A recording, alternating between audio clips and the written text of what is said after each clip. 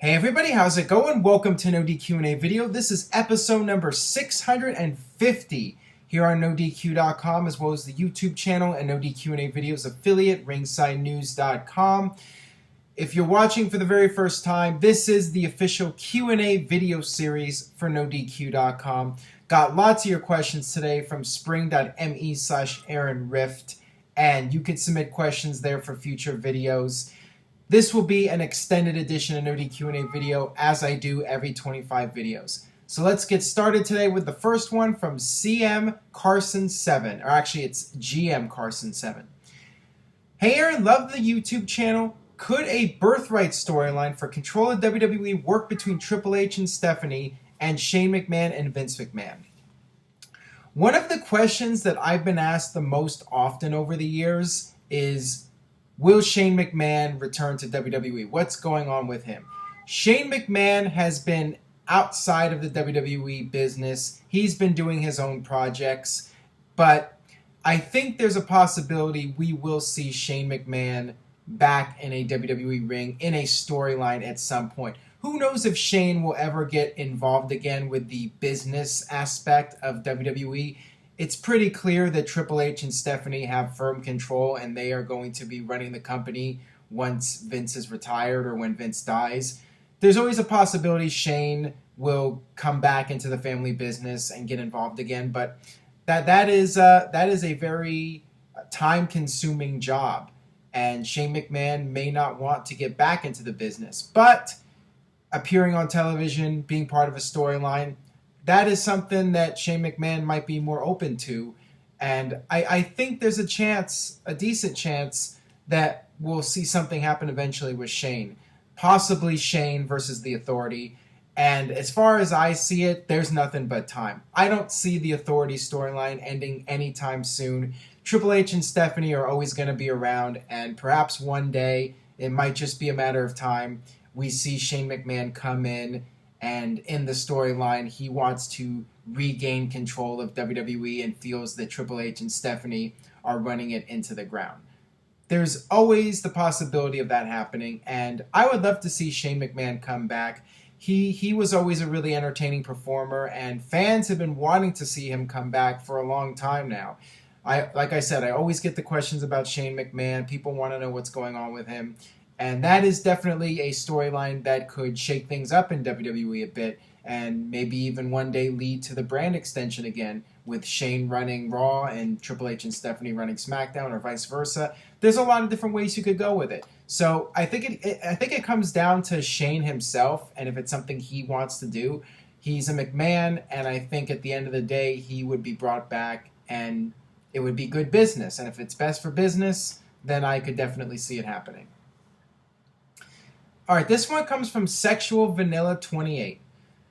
Hey Aaron, I'm watching some WWF episodes from '98 on the network. What was your favorite feud that year? Please answer in video. Love the show, man.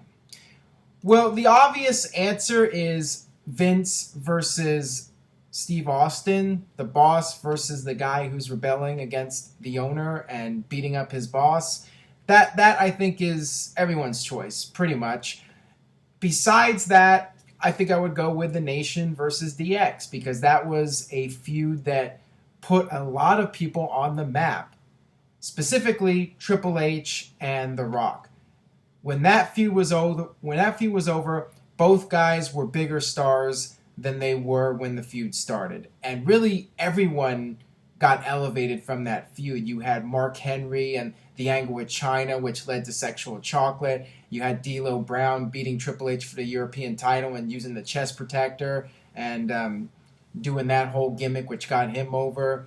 You had the Godfather emerge. You had the New Age Outlaws getting more over. I mean, everybody gained from that feud. And you don't see that often, where you look at all the guys. When the feud started and when the feud ended, you can really see how much those characters evolved during that storyline. And of course, that match with Triple H and The Rock at SummerSlam, that to me was a really significant match in WWE history. That match, when I watched it back in '98, you could really tell that these guys were going to be major players. They were well on their way to becoming major superstars. So I would have to say that that was my favorite feud, next to the obvious choice. And just a personal favorite, even if it wasn't all that significant. I always enjoyed that Val Venus and Goldust storyline with Dustin as the preacher, and then Val Venus having Terry in his bed, and then you had Goldust coming back. I thought that all that was entertaining and well done. And of course, Val Venus versus Kai and Tai with the whole choppy your pee. So those are just a couple of my personal favorites involving Val Venus. All right, moving on here. This one comes from Fastlane316. Hey Aaron, love the show. Watching NXT, I noticed that Corey Graves has really improved on commentary. Do you think he could be called up soon to take over for JBL, King, or Booker T? I definitely see that as a possibility, and I think the purpose of having these guys do the NXT commentary is to have future commentators. So you have guys ready, just like you're getting in-ring talent ready for the main roster. You have guys doing commentary on NXT, and you're preparing them to eventually possibly have a spot on the main roster. Michael Cole's not going to be around forever. Same thing with King and Booker T. And you need to focus on younger commentators and getting them ready for the big time, and just it's a developmental system all the way, not just wrestling, but also with the referees and with the commentators. And NXT is a way to get everyone up to speed and get them prepared for the main roster in all aspects of WWE, not just the in-ring talent. So I could definitely see Corey Graves one day becoming a main fixture on the major shows such as Raw and SmackDown. All right, this next one comes from CPW1978. What impact does Jeff Jarrett entering TNA's King of the Mountain match make? Well, I feel it'll make at least a small difference. I really don't know how much of a difference it'll make, if any. The fact is, I think Steve Austin could come back and it wouldn't make a huge difference for TNA at this point. I don't know if there's anything that can really get people emotionally invested in the TNA product again. But for the die-hard TNA fans, I think Jeff Jarrett coming back does mean something, even though I think the people that are die-hard TNA fans were going to order Slammiversary regardless of Jeff Jarrett being there or not. But maybe there are some people out there that will consider getting the pay-per-view. I'm not so sure about that, but maybe. I mean, let's put it this way. Up until Jeff Jarrett came back, I had zero interest in Slammiversary. I did not even know it was this Sunday. That's how much I've been out of the loop regarding TNA lately. But when Jeff Jarrett came back and he's going to be part of the King of the Mountain match, all of a sudden I'm remotely interested in the Slammiversary pay-per-view, and I'm curious as to what's going to go down with Jeff Jarrett and how this storyline is going to play out. Is there more to this? Is something going on with GFW and TNA? So it did draw up a little bit of interest, but time will tell if it really leads to any more overall interest in the TNA product long term. That is very much a big question at this point. And somewhat similar topic here. This one comes from D. Robinson. What are your thoughts on Vince Russo working for TNA for free? Well, I think it's just Vince Russo trying to draw up attention to himself. Vince Russo just trying to take advantage of the headlines and get his name out there as much as possible. Vince Russo, he knows how to push people's buttons, and he knows what to say to create controversy. I think it's very entertaining, and I have to say that this online drama that Vince Russo's trying to stir up, him going on Twitter and talking about how Kurt Angle was blindsided by Dixie Carter for having Jeff Jarrett and Karen Angle show up without any advance notice. Stuff like that. It's Vince Russo just trying to stir the pot and get his name out there. And I love it. I personally find it entertaining. I found Vince Russo's comments to be more entertaining than Raw this past week. Let's just put it that way. It's more interesting than anything else that's going on in wrestling right now. And I don't know what that means exactly. I don't know if that means that the wrestling product is that stale that Vince Russo of all people can make it more interesting. But yeah, I have found his comments to be very amusing and entertaining. So, whatever. It keeps me entertained. Let Russo do what he wants to get people talking about him. I mean, he's doing a better job in getting people talking about TNA than TNA is of getting people talking about their own company. All right, moving on here. Got this question from Stormtrooper TBI. Thought I'd mix it up and ask a positive TNA question. All right. What is your favorite TNA moment of all time? Congrats on 650 as well, man. Love the videos.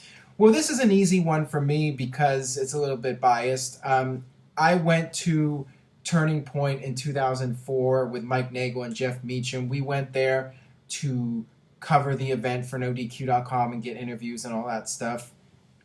And that moment when Elix Skipper walked on the top of that cage, that was a historic moment in TNA history. And Jeff Jarrett even mentioned it when he made his return to TNA and he did the backstage interview. He even talked about that as one of his favorite moments. That was just insane. There's no other way to put it. And when I was watching it, and myself and everyone else, we were all thinking, please don't die. I mean, we were all terrified, but he pulled it off. He did the move, and it was spectacular. One of the most spectacular spots ever. And it's just a shame that his career really went nowhere after that. I mean, that should have been a superstar-making moment for Elix Skipper. But that's just one of many problems with TNA. But yeah, that moment, because I was there live, in addition to just the moment in general, that was probably my personal favorite moment in TNA. All right, this one comes from Derek J. 1993. What is the point in having Tough Enough when there's NXT? To me, NXT is a much better way to build a superstar on a wrestling show instead of reality TV. Please answer in video. Well, I totally agree with this, but it is a financial situation. WWE gets paid by USA Network to have another television show. It's more money for WWE, so they're not going to turn down money. If USA Network wants more content, then WWE needs to produce that content. So as long as there is a demand from the network for more programming, even if WWE's burned out, even if it's not really necessary, WWE is going to do it because it makes them more money. And with Tough Enough, they can also put the archives on the network. That's more content for the network. If they can do it cheaply and they can make money from it, they're going to do it, whether it's really a good idea or not. On paper, the idea of Tough Enough makes no sense when you have NXT, but it is a different vibe from NXT. It is a reality type show, and it's a contest, and as we've seen before, not really a lot of stock put into Tough Enough. It's not like the winner goes on to become a huge superstar. We've seen some guys that were on Tough Enough succeed in WWE, but most of them haven't. And the last season they did with Andy winning, he really went nowhere. And this season of Tough Enough, we'll see what happens. But right now, I'm not expecting anyone from that show to become a major WWE superstar. It's just another TV show for WWE and more money for them to make. At least that's how I see it. All right, this one comes from Todrick923. Hey Aaron, other than the possibility of facing Ronda Rousey at WrestleMania, is there any other chance we will ever see Stephanie McMahon compete in the ring again? And if so, who would it be with? Please answer in video. Love the t-shirts. Well, I don't think it's necessary for Stephanie to get back in the ring anytime soon. She did have that one comeback match against Brie Bella at SummerSlam. But beyond that, when I look at the Divas roster, I'm not sure who you would put Stephanie in there with. I suppose one day you could bring in Charlotte and maybe do Stephanie versus Charlotte, McMahon versus Flair. That would be a cool match, I guess. But beyond that, I don't really see the need to bring Stephanie back unless it's for a big money match like Stephanie versus Ronda Rousey or a tag match with Stephanie and Ronda. Other than that, I don't see the need to bring her back for a match. All right, this next one comes from Kayfabe Candy S. Other than the matches, does this John Cena and Kevin Owens feud bother you that WWE could not come up with more than the same bit of Cena's the establishment, who the WWE suits love, but Cena loves putting smiles on faces? It's been done with Rock, Punk, and even Bryan. Come on. Well, I totally understand what you're saying here, because this storyline with Cena and Owens feels like a repeat of every storyline John Cena has been in over the past 3 or 4 years. I mean, it started with CM Punk calling out John Cena for being the corporate guy who the fans are sick of and they want something new, and Cena comes out and says he never gives up and he just does his job because he loves it. He's putting smiles on kids' faces. You know, that same routine, it was repeated with Bryan, it was done with The Rock, and now it's happening again with Kevin Owens. Yeah, it is very stale, but the in-ring work is carrying it, so at the very least we're getting really good matches from Cena and Owens, even if it is the same type of Cena match we see every month, where Cena kicks out of 100 different things in a match. I mean, that's exaggeration. I believe he kicked out of 9 or 10 finishing moves from Kevin Owens. Well, not finishing moves, but big impact moves at the last pay-per-view. And Owens kicked out of the AA and kicked out of other moves from John Cena. You know, the usual John Cena match. It is getting a bit old. I really hope eventually we'll get a different kind of storyline with John Cena. But unless WWE changes up the character, which they appear to be hell-bent on keeping John Cena the way he is, it's just going to be more of the same, and people are just going to have to deal with it. All right, moving on here. Got this question from the other Z. Congrats on 650 episodes. Thank you for that. Also, thanks for your condolences posting on my wall about my cat passing away. My question is related to pets. Do you ever see wrestlers being accompanied by animals again, like Frankie or Chloe? Why have they stopped?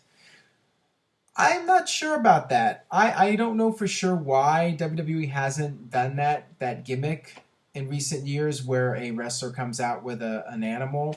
Maybe they just feel it's too dangerous to have an animal out there. I really don't know. That's a very good question. I'd love to see it because it hasn't been done in a very long time. I mean, it's been several years. I don't even know the last time that we had somebody come out with an animal. I mean, back in the day, we had Frankie with Coco Beware. We had Jake coming out with the snake. We had the British Bulldogs with Matilda. And I don't think we've had somebody come out with an animal since Scott Steiner in WCW. He came out with this giant tiger. And obviously that's way too dangerous to be doing something like that. But bringing a bird out, I don't know why WWE hasn't done something like that. I'm trying to think what type of animal you could bring out that would not be a threat to the live crowd. Dog's not going to do anything. Oh, the Kennel from Hell. I remember that. That was quite the disaster. So maybe that's why. Maybe the Kennel from Hell turned WWE off to the idea of using animals on live TV. Who knows? All right, this one comes from Lex Nons. First time asker. As we see in Raw, the Bellas and Alicia Fox are on the same team.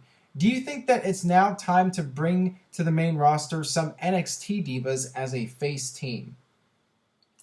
Well, I brought this up, something similar, a few weeks ago, the idea of bringing in the NXT divas as the Four Horsewomen, managed by Ric Flair, and Charlotte as the leader of the group. And maybe you could have Bayley and a few other of the NXT divas join her. I would love to see something like that because it would shake up the Divas division and give the Divas division a major storyline. I mean, we have seen invasion storylines over the years, but we haven't seen a Divas invasion storyline where a new faction comes in and tries to take over the Divas division. And it would really breathe some new life into the Divas division because it's just beyond stale right now.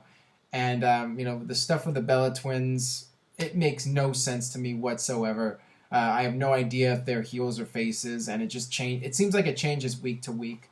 I would love to see something like that happen. I talked about how WWE should not bring in too many people from NXT at one time, but pretty soon I think bringing in 3 or 4 of the divas and doing that storyline would be a very effective way to bring them in rather than just bringing them in one at a time. All right, last question here today comes from Anthony Matsell. Hey Aaron, please answer in video. What do you think of Christian doing commentary? I think he can do a better job than Lawler and Booker at this point. Keep up the good work. Well, I haven't heard too much of Christian on commentary, so I'm not sure how he would do. But, I mean, let's face it. I think 95% of the people in the WWE locker room, well, maybe maybe that's too much of an exaggeration, but I think a lot of people would do better than Jerry Lawler and Booker T at this point. One would think Christian would, of all people. He's a great talker. I think he would do a very solid job, but that's just me assuming and guessing. I would be open to the idea of Christian trying out commentary. You know, anybody who's retired, give them something to do, and maybe things will work out. I mean, give them a trial run. I don't see the harm in doing that. You know, it would be nice to see Christian continue to have a role on WWE television, even if he's not getting in the ring. And I do think you would be able to understand him more than Booker T, at least. So why not give it a shot? All right, that'll wrap it up for the 650th edition of No DQ&A Video. If you enjoyed today's video, please share it with a friend on social media. Tell anybody you know who watches wrestling to check out No DQ&A Video. You can also show your support by grabbing an official No DQ&A Video t-shirt like the one I'm wearing right now. You can go to ProWrestlingTees.com, search NoDQ.com, and you can find the shirts there, or click on the link in the description box. Thank you guys so much for all your support, and I will see you guys next time for episode number 651 of No DQ&A Video.